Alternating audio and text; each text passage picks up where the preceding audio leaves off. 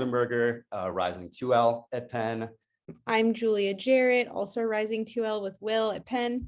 Julia and I are two of the four people who founded, the four Penn law students who founded the AI Foresight Initiative. And we're both very excited to do this first recorded interview with James Gatto. So Mr. Gatto, just to give a quick intro, is a partner in the intellectual property practice group at Sheppard Mullin and is based at the firm's Washington, D.C. office. For decades, he's been a thought leader regarding legal issues related to emerging technologies. And these days, Jim's practice focuses on emerging blockchain, interactive entertainment, open source, and artificial intelligence issues. So Jim, thanks for being here with us. We appreciate it so much. Just for starters, could you just tell us a bit about the AI-related legal issues that you're seeing in your practice these days? Sure. So yeah, as you mentioned, I've been doing AI work for decades, and a lot of the earlier work was in areas like natural language processing, computer vision, and other more kind of deterministic type AI. As many people are probably not surprised with the launch of the large language model based programs, the generative AI has really kind of kicked in over the last year or so, and has been a significant amount of work helping companies primarily understand the scope of legal issues with the different tools and the different uses, and then how to develop policies within companies on safe usage by employees so that companies can get the benefit of AI without incurring some of the legal risks that come along with that. And then there's a whole host of other issues, but that's kind of really one of the things that almost every company right now is in the process of doing, is trying to figure out these policies so that they can use this stuff safely. Okay, and what existing laws or regulations are sort of driving your advice right now to companies looking to develop these policies? Yeah. So there's really, I'd say there's kind of two buckets, right? There's the companies that are developing the tools and training models. And in some cases, and then there's companies that are using them. And in some cases, there's an overlap between the two. Some companies are using their own data to train models or to work with some of the large language models as well. So I'll kind of break it into the training bucket and the usage bucket. On the training side, one of the big issues is, what is the material you're training your models on, and do you have a right to use it? And so depending on the nature of the information, where you're getting it from and how you're getting it, the answers can vary. But some of the content comes from scraping the web, and there's a whole set of law around web scraping, what you can and can't do. A lot of the content, especially for the image generators and other things that are creating expressive works, are being trained on copyrighted works. The big issue there is it copyright infringement to train in the first place, or is it fair use to do so? For AI code generators, most of those are trained on open source code from GitHub or other open source repositories. And for the most part, using open source code is pretty permissive under these licenses. So it's probably not an infringement to use the code to train a model. However, the open source licenses all typically come with compliance obligations. And the question is, do you have to, do the companies that are training the models using open source code, is there an obligation to comply with retention of copyright management information and other attribution, other types of compliance obligations that exist? One last thing I'll mention, and so these are some, and there can be others, but these are the common ones. But the other one, and I wrote a paper on this because we see this very frequently right now, is that companies that have huge troves of data they've collected over the years from whether it's customer data or other information that they may have properly collected, but under a certain privacy policy that didn't anticipate using it to train AI models, are now trying to use that data. And the question is, do they have the right to use it? I think if you look at the Ever album case, it was FTC enforcement. It's instructive as to, even if you have data that was properly collected for one purpose, whether you can or can't use it for other purposes. So those are some of the issues around the training side. One other thing I'll just mention is that, understanding where your data is coming from is also important. because there is, in some instances, there's bias in the data itself. And so you want to try to avoid that. The FTC is very focused on trying to minimize any bias in any AI models. Yeah, so that's the training side. On the usage side, it's a question of, can you use the outputs? And depending on what it is, for the most part, it's going to be very fact dependent. So if it's text from like ChatGPT or something, likely yes, but it's possible that text could be a copy of something from a book or something else that's protected. So you need to consider the work and try to assess, is this something that might be copyright protected or not? If it's images or other expressive content, that there's a number of lawsuits, as I'm sure you're both aware, that are addressing right now. Is the output, can that be an infringement if it's derived from works that were used to train the models? Not really any clear answers on that right now. On the open source side, again, if the code that you're using matches code that's in a repository, you may have an obligation to comply with the license terms.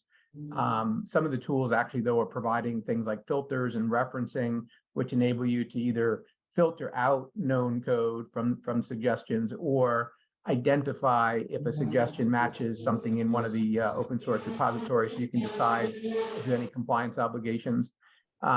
So yeah, I mean, the list can go on, but those are some of the the big issues. There's certainly, that's not kind of a full and all-encompassing list. Okay, and just to narrow the scope a bit, because Julie and I are both really interested in the intellectual property and especially the copyright issues, could you just give us a lay of the land of the copyright issue or issues that generative AI models raise? Yeah. So the first thing I think to understand is that the models actually are trained differently. And so the answer is going to be fact dependent. But at a very high level, to address your question, there are a number of lawsuits pending right now that are looking to address, the plaintiffs are alleging that there's infringement by training on using their copyrighted materials. Most of those lawsuits are in the very early stages. Some of the motions to dismiss that the defendants have filed have been at least partially successful. But I would say that it's primarily due to the fact that the pleadings were probably inadequate. And so in some cases, you're going to see denial of some of these motions or granting some of the motions with leave to amend, though. And so unless you really need to, as a copyright plaintiff, it seems the way the court's going is you have to show specific works that were used to train AI models and that were used to in the output. And a lot of the allegations so far is, hey, you're training on a lot of material, and it's kind of, you're probably using our stuff, and it's probably a derivative that's in the output. It's a kind of vague. I'm kind of over generalizing, but some of them have been in that category. So that is one kind of big set of issues. And then the question, though, that follows on from that is, even if arguably the copying of protected material to train models is presumptively an infringement, is it nonetheless a fair use? And this is where there's a couple of very important cases that will play prominently in this decision. The first is the Google book case, where Google scanned, in conjunction with libraries, scanned a lot of the world's books.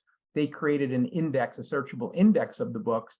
The ultimate work product was not new books or digital books. It was just an index to find books. And the court found that was fair use because it was transformative. And they said, if anything, if when you look at the fourth factor of the fair use test, if it impacted the market for books, it actually helped it, didn't hurt it, because it made obscure books and others easier to find. And so the court in that case found fair use. In a similar case, the Hachette versus Internet Archives case, another case involving, this is the ebooks case, where the defendant was working with some libraries to scan books for the purpose of creating ebooks. And the overall, you have to kind of read all the facts, but in short, they weren't making multiple copies of ebooks. As I understand it, they were making, for each book that the library had, a physical book, they would make one copy of the ebook. And the plan was the library could lend either the ebook or the physical book at any one time. So there was never like duplicate copies. And the goal was to make it available for people who couldn't physically get to libraries because they were remote or, physically unable due to disabilities or other reasons. And despite, kind of what appears to be the good intentions of that project, the court there found it was not fair use. In part, found the books were not transformative because they were still books, even though it was an electronic version. And they did conclude that on the fourth factor that that process did impact the market for books adversely. And the last case I would say that's going to feature in prominently, and it really is not as directly relevant on the facts, but I think is pretty critical, is the recent Warhol decision by the Supreme Court, because there the court found that Warhol's use of the Prince paintings that he modified in his style were not it was not a fair use. And they really focused in deciding whether it was transformative or not. They really looked at the use and the commercial value. They almost conflated some of the elements of the test. Some people are, kind of look at that decision and say, well, this is kind of a different way of looking at fair use by kind of looking the factors together. But I think it's important to consider the Warhol decision in any case that's going to address fair use as well. Great, thanks. Julia, do you want to jump in with any questions?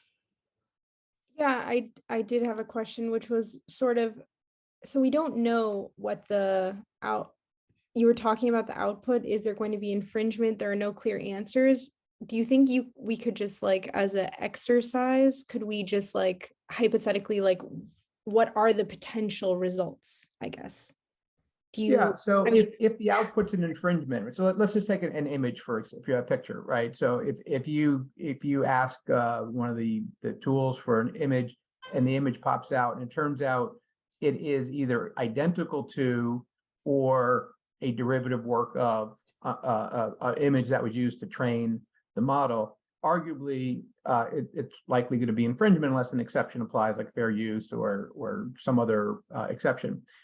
So the question is, who's liable is one question, right? So if there is infringement, right, is it the tool provider that's liable because they produced the image, right? Arguably, if they copied an image, right? And that's typically not how most of these AI tools work, or not how they're supposed to work. They don't copy things. They're supposed to learn about images and then create new images when a prompt is provided. But there are situations where what looks to be pretty similar to an actual image that was used to train is on the output, and so they could be liable for infringement. But the user could also be liable potentially, because if you either further copy the work or you publish it or do one of the things that are enumerated under the rights of a copyright owner, you could be liable as well. And so those are kind of two parts of the equation of who can be liable vis-a-vis the copyright owner.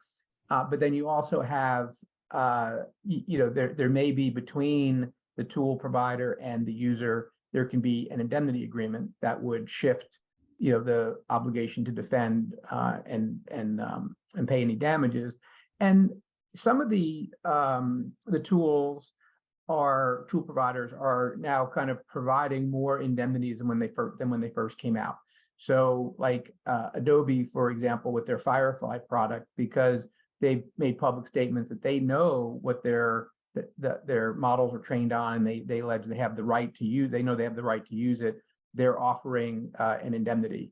Microsoft has started with some of the OpenAI and other related tools that are in that family have started offering indemnities for certain things as well. So there's a lot of issues there of, is there liability? But, again, from a company perspective, how can you mitigate it? If you're getting an indemnity, and you're taking reasonable precautions, you don't want to, I wouldn't suggest relying solely on indemnity, particularly if it's like a startup company, because, the indemnity is only as good as the company that stands behind it. With Microsoft or a company like that the indemnity probably means a little bit more than, someone who's just starting out and doesn't have a lot of backing.